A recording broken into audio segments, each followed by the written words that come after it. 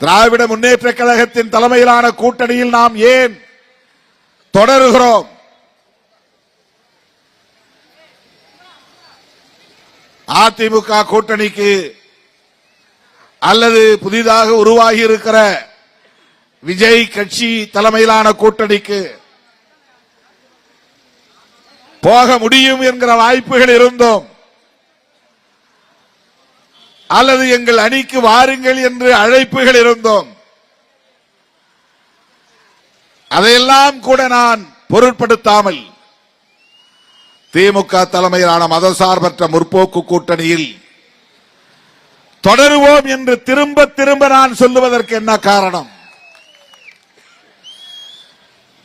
இங்கேயே இருக்க வேண்டும் என்று யாராவது என்னை கட்டாயப்படுத்துகிறார்களா? இந்த அணியை விட்டு போக முடியாது என்கிற நெருக்கடி ஏதேனும் என்னை சூழ்ந்திருக்கிறதா?